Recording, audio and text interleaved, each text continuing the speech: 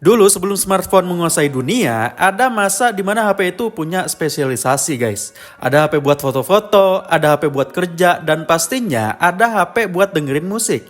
Nah disinilah Nokia 5310 Express Music nongol di tahun 2007. Bayangin waktu itu iPhone baru aja keluar, tapi mayoritas orang masih setia sama HP yang tombolnya enak dipencet dan baterainya tahan seminggu ini. Sampai jadi legend sampai sekarang. Mari kita bahas guys.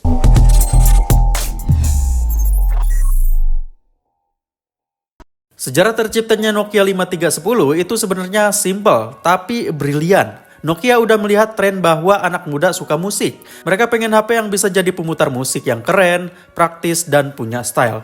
Sebenarnya mereka udah punya seri Express Music yaitu Nokia 5300, tapi Express Music generasi awal ini desainnya slider yang agak tebal. Nah, Nokia 5310 ini lahir sebagai jawaban buat yang pengen Nokia Express Music yang tipis, ringan, dan gampang dibawa kemana-mana. Filosofinya adalah musik itu harus selalu ada di saku kamu tanpa ribet.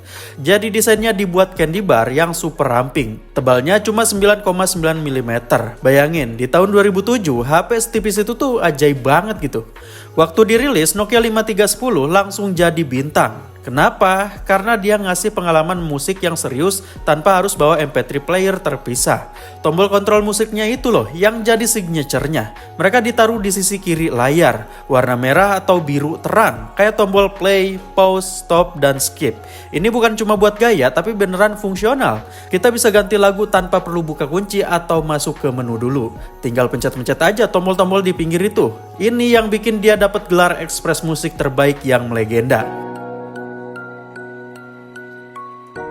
Seperti yang tadi Kutulogi sebutin, dia super tipis dan ringan, sekitar 71 gram. Layarnya berukuran 2,1 inci dengan resolusi QVGA 240x320 pixel dan mampu menampilkan 16 juta warna. Di masa itu, 16 juta warna itu udah termasuk high-end loh guys ya.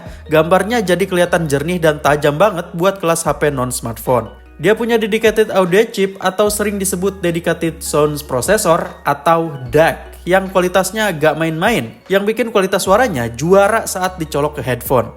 Suaranya jernih, bassnya nendang, dan volumenya bisa kenceng banget. Dia juga mendukung jack audio 3,5 mm, yang waktu itu gak semua HP punya loh. Memori internalnya sih kecil, sekitar 30 MB, cuman waktu itu udah lumayan banget. Ditambah lagi, dia punya slot microSD yang bisa diperluas sampai 4 GB. Sebagian bahkan bisa nyampe 8 GB setelah update firmware. Yang dimana itu udah bisa muat ribuan lagu MP3.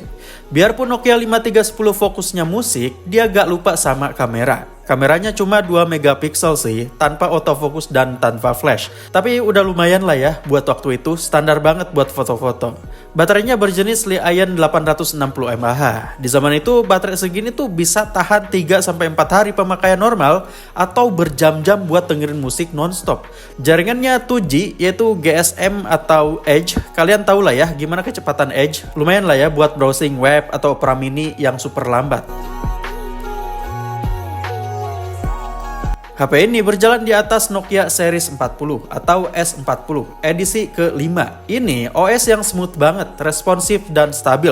Gak ada lag, gak ada crash, menunya simple, ikonnya jelas, dan semua fitur dasar seperti kalkulator, alarm, radio, FM, Bluetooth ada di sana.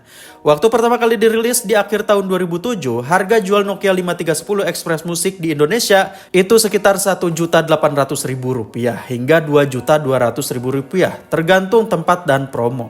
Kalau kita konversi ke daya beli anak muda saat itu, misalnya dibandingin dengan harga motor atau UMR, itu adalah harga yang lumayan premium untuk kelas feature phone musik guys. Dia diposisikan di segmen menengah ke atas karena desainnya yang tipis dan fitur musiknya yang dedicated. Setelah sukses besar di tahun 2008 sampai 2009, 5310 mulai menghadapi tantangan guys. Tantangan ini bukan datang dari HP musik lain, tapi dari perkembangan teknologi yang gak bisa dihentikan. Di tahun 2010 ke atas, smartphone kayak iPhone dan HP Android mulai jadi mainstream.